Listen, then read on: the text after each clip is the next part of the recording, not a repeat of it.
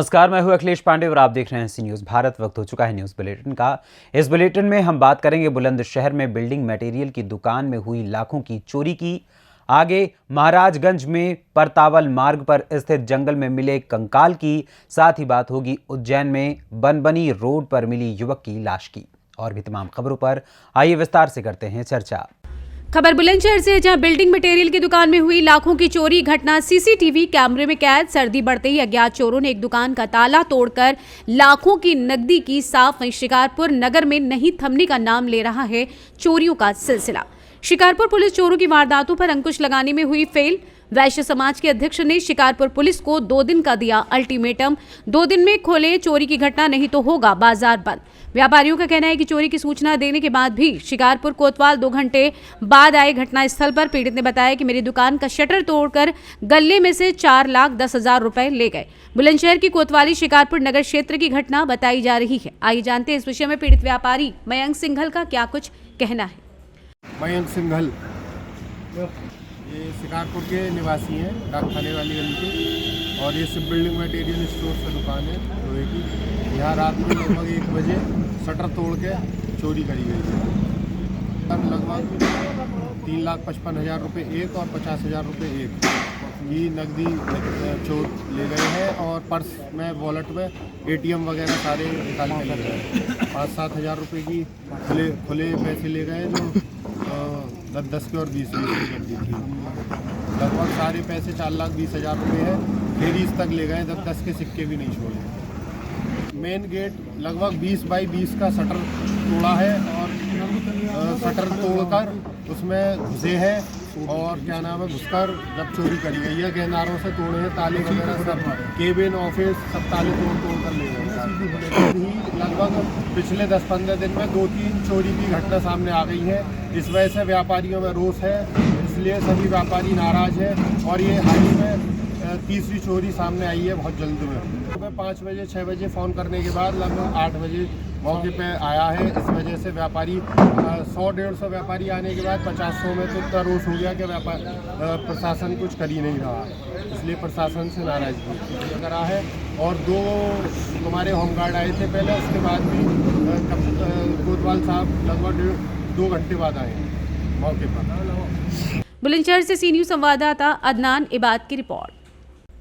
खबर हजारीबाग से है, जहां गिद्दी थाना अंतर्गत गिद्दी कोलियरी से कोल ट्रांसपोर्टिंग कर रहे जय Ambe road lines private limited नामक कोल ट्रांसपोर्ट कंपनी को बीते दिन 3-4 अज्ञात अपराध कर्मियों द्वारा लोडिंग पॉइंट पर आकर रंगदारी मांगते हुए जान से मार देने की धमकी देते हुए ट्रांसपोर्टिंग का काम बंद करने की धमकी दी। इस संबंध में ट्रांसपोर्ट कंपनी के इंचार्ज प्रदीप नारायण के लिखित प्रतिवेदन के आधार पर 3-4 अज्ञात अपराध कर्मियों के विरुद्ध गिद्दी थाने में मामला दर्ज कराया गया था। वहीं हजारीबाग पुलिस के अनुसंधान के क्रम में सीसीटीवी फुटेज में कैद अपराध कर्मियों के चेहरे को लोगों को दिखाते हुए उनकी पहचान करने का प्रयास किया गया। इसी दौरान ट्रांसपोर्ट कंपनी के इंचार्ज को 8 जनवरी 2024 की रात्रि में फिर से कुख्यात अपराध कर्मी विकास तिवारी के नाम पर मोबाइल फोन पर धमकी देते हुए जान से मार देने की बात कही गई। इस घटना के बाद हजारीबाग पुलिस अधीक्षक को मिली गुप्त सूचना के आधार पर तथा विशेष छापेमारी दल की मदद से फोन पर धमकी देने वाले तथा सीसीटीवी फुटेज में दिखाई दे रहे अपराध कर्मी रौनक कुमार राम को उसके घर से गिरफ्तार किया गया और धमकी देने में प्रयुक्त मोबाइल फोन को भी बरामद कर जब्त किया गया। गिरफ्तार अपराध कर्मी ने अपने स्वीकारोक्ति बयान में इस घटना में अपनी संलिप्तता के साथ साथ दिनांक 5 जनवरी 2024 को ही रात्रि में चरही थाना अंतर्गत तापिन कोलियरी में अवस्थित आधुनिक पावर प्लांट कंपनी के कांटा घर में गोली चलाने की घटना में भी अपनी संलिप्तता स्वीकार की है। साथ ही इस घटना में शामिल अपने अन्य साथी अपराधी कर्मियों का भी नाम पता बताया है। आइए जानते हैं इस विषय में एसपी हजारीबाग अरविंद कुमार सिंह का क्या कुछ कहना है। हजारीबाग से सी न्यूज़ संवाददाता मुकेश सिंह की रिपोर्ट।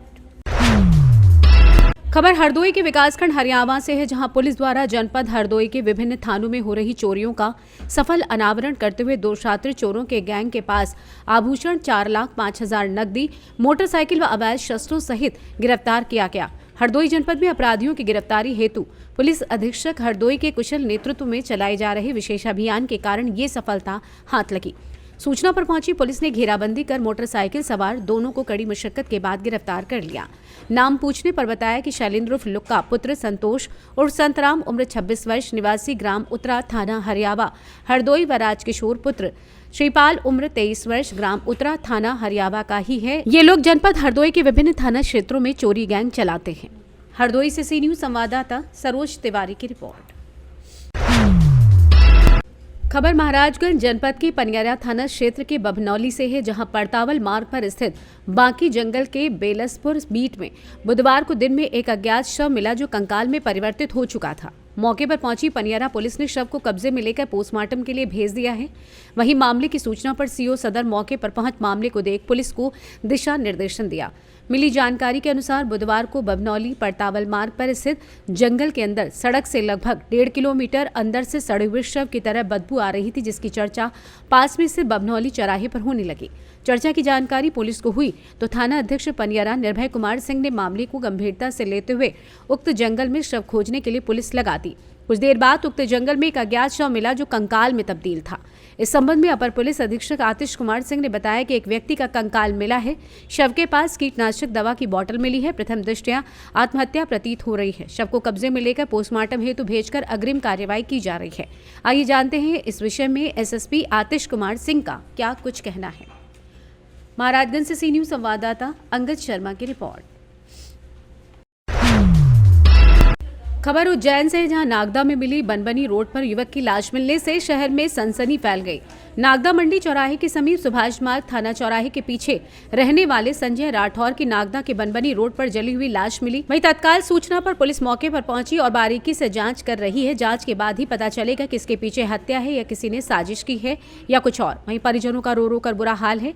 बताया जाता है कि उनके पिता सब्जी मंडी के पीछे बरगद के पेड़ के नीचे चाय की गुमटी लगाकर व्यवसाय करते हैं। वहीं मौके पर थाना प्रभारी नवीन बुधोलिया से चर्चा के दौरान कहा कि ये जांच के बाद ही बता सकेंगे कि वास्तविक स्थिति क्या है। आइए जानते हैं इस विषय में मंडी थाना प्रभारी नवीन बुधौलिया और मृतक के परिजन का क्या कुछ कहना है। घर पे वापस अब तेरा पूछी तो कल किसके साथ गया था ये कुछ मालूम है? कल शक्ति के साथ बैठा हुआ था। 9:30 बजे मैं घर आ गया था ऑटो लेके, जब शक्ति के साथ बैठा हुआ था। शक्ति कौन? शक्ति कोटवाली थाना चौराहे पे उसके साथ बैठा। 9:30 बजे मैं घर चल गया था। जब उसके साथ देखा था उसके बाद फिर अपन घर आने के बाद अपन ने इसको फोन लगा तो उसका मोबाइल बंद बता रहा रात में। हाँ। कितने बजे की बात थी? क्या कहता था ये घर पे बस नहीं 9:30 बजे कहाँ थे ये अपने चौराहे पे थे, सुभाष मार्ग चौराहे पे। मोबाइल कब से बंद आ रहा है इनका? मोबाइल 10 साढ़े 10 बजे तो फोन लगा, जब से बंद आ रहा था मोबाइल पे। आने के बाद मतलब वहाँ से निकलने के बाद 1 घंटे पर बाद मम्मी ने फ़ोन लगाया था, अभी तक घर नहीं आया वो, तो मोबाइल ही बंद बता दिया था। इसके पहले किसी से कोई लड़ी झगड़ा वगैरह कुछ है क्या? लड़ाई झगड़े तो अभी कल परसों दिन ही हुए। किससे हुए थे? हमारे मोहल्ले में हुआ था, हमारी रिपोर्ट भी नहीं लिखी मोहल्ले में। किससे हो रहा झगड़ा? हमारा अरुण धड़ू से हुआ था, अरे मकवान हरिजन समाज वाले से। आवेदन पड़ा हुआ घर पे ही।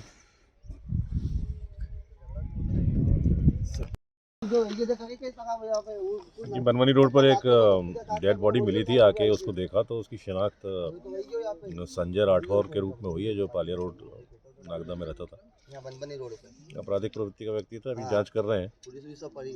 Thank you. उज्जैन से सी न्यूज संवाददाता सुरेश जाटवा की रिपोर्ट। फिलहाल के लिए इस न्यूज़ बुलेटिन में बस इतना ही। देश दुनिया की तमाम खबरों के लिए देखते रहें सी न्यूज़ भारत। हर खबर आपके साथ, आपके हाथ।